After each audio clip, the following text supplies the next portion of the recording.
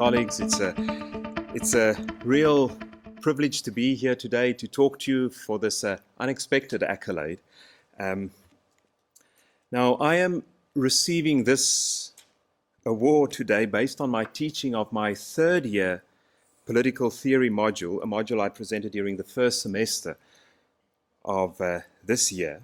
So that's what I'm going to talk to. I'm going to talk a little bit about the module and how I thought about it when I put it together and how it went in the class. Now, I've been teaching, let me just move this on. I'm a bit of a minimalist when it comes to PowerPoint, so I have to figure it out, you see. Yeah. Now, I've been teaching political theory and philosophy. Wonderful, there's a gadget. I've been teaching political theory and philosophy for quite a number of years, and I have first-hand experience of how difficult it can be to get students to really engage with what can be a seemingly abstract field disconnected from their everyday lives. Now, for a long time, I've thought that our students were just too young, maybe, that they have not been out there acting on the public stage, working in the job market, actively engaging with social issues, and that they have no first-hand experience of how these deeper conceptual and normative issues shape our lives in common. I thus had to find alternative ways of evoking the work in such a manner that it has real meaning for them. If they lack experience, I had to find a different way of activating and making the work click in their minds. It was then that I encountered something said by C.S. Lewis that made me look at the problem in a fresh and different way. Lewis basically said that reason is the organ of truth, and imagination is the organ of meaning. If I thus wanted the work to have meaning for my students, I realized that I had to touch their imagination. I had to work through the imagination. Our reason can only operate within the confines of the field delimited by our imagination. Now, as a footnote, I know there are exceptions in disciplines such as mathematics where this does not apply, but in all of the humanities, I believe our reason can only cultivate the field plowed open by our imagination. And with this in mind, I then decided to try a new approach with my STL 310 political theory module. Now, this module is at a reasonably high level, third year, right? So it's not first year, but it is still an introductory module. And it focuses on key concepts in political theory. Concepts such as social justice, liberty, community, equality, and democracy. All stock concepts within the field of politics. But each of these concepts, even though we might have some broad consensus as to what they mean, can be understood and applied in a great variety of ways. And actually, so much of the conflict we find in politics can emanate out of different conceptions we attach to these core concepts. My task was to demonstrate to the students that despite the seeming abstractness of these concepts, that they actually do deeply inform and influence our lives. In my very first lecture, for example, I started with a short video clip by the American essayist and novelist David Foster Wallace, a speech he gave to students, and he starts with this didactic little story of two little fishes that swims along in the ocean one morning.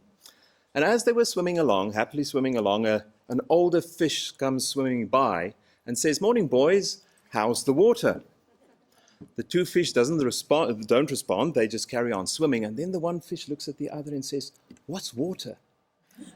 Right. And the basic point that Wallace was trying to make is that we often go through life unaware of the great realities that shape us.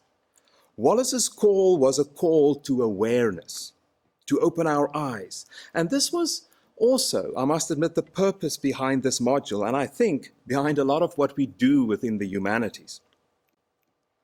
In order to achieve this awareness and to make it an awareness that sticks with the student and not fly out of the ears as soon as the test or the exam is over, I very intentionally sought to engage with the student's imagination so as to evoke within them a sense of the meaning of these key political concepts in terms of actual experience, and thus the idea of using a novel. And not just any vaguely relevant novel, but one that pertinently represents these concepts in a narrative style. Now, the novel that I used, there you have a picture of it, right? It's really a storybook, right? It is entitled The Curious Enlightenment of Professor Karita. It is written by Stephen Lukes, who is a professor in political philosophy and sociology at NYU. The story is actually a political fable centered around this character called Professor Karita, a professor of Enlightenment philosophy, who lives in a fictitious country called Militaria. Right. Now, for various reasons, you can read the book if you want to find out why, he has to flee the country, but he is then asked by the liberation movement, who helps him to escape, to travel to a series of neighboring countries to find the best possible life to live. This liberation movement says that they know what they are against, but they would like to find out what they are for. Right. And so the professor travels to a number of these neighboring countries. The one is called Utilitaria, right? It is a country based on utilitarian principle. Then there is Communitaria, based on community and a multicultural understanding of life. Then there's Proletaria, a worker paradise, and Libertaria, based on libertarian principles. Now, without telling the story, in each of these countries, the professor starts out quite impressed. But then gradually, as he lives there, the downsides of these societies dawn on him, and he ends up leaving pretty disillusioned. So, for example, in Utilitaria, he's initially impressed by the efficiency of the society and the quality of its services.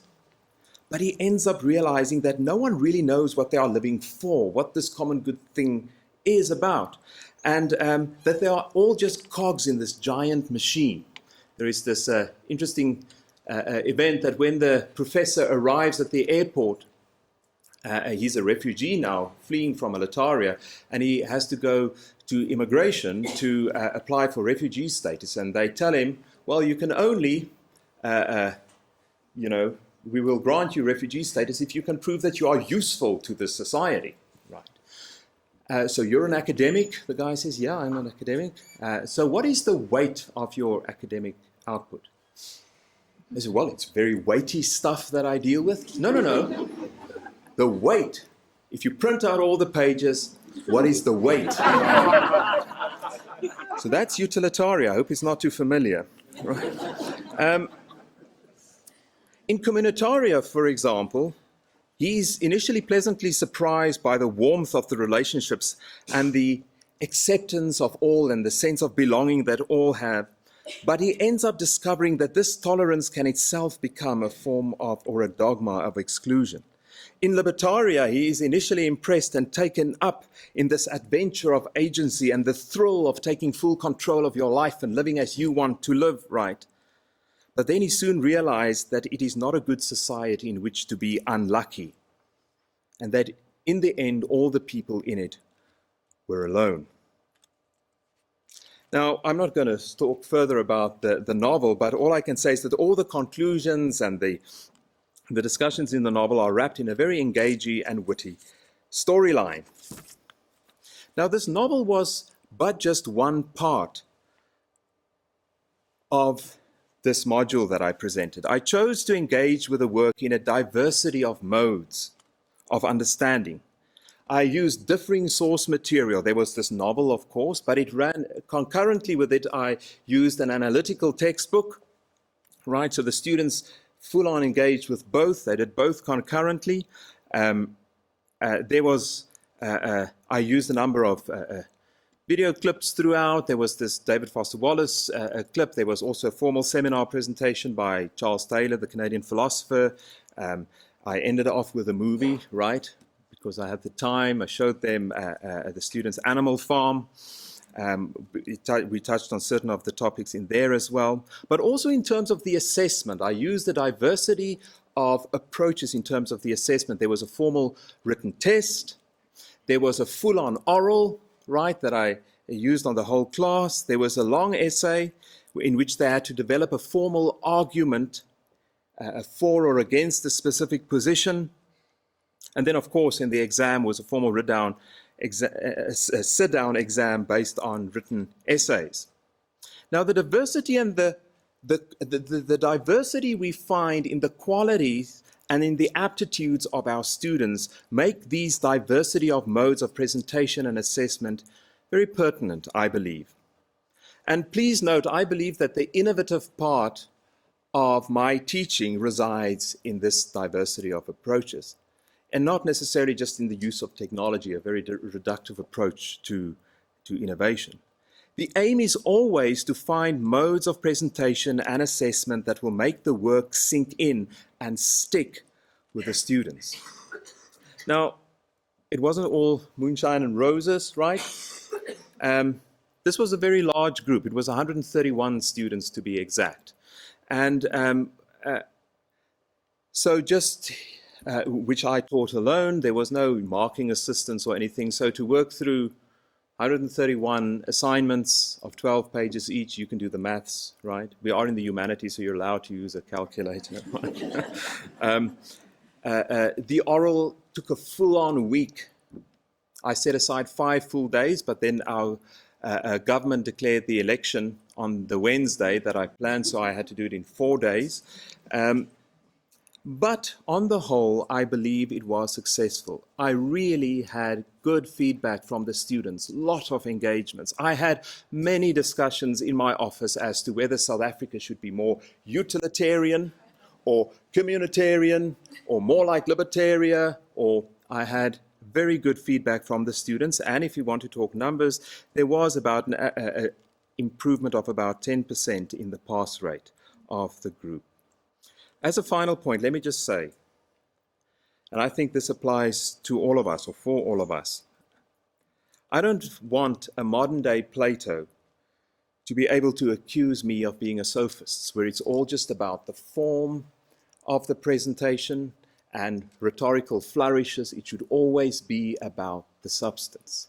And I believe there is a deep value in what we teach, and so it should always be form over substance, and I think that's actually my last slide. So form is important, how we present is important, but I do believe that in the humanities, what we present is deeply valuable, and people in our society need it, and that is why university education is still so highly valued. It is not just about getting the good job, I choose to believe.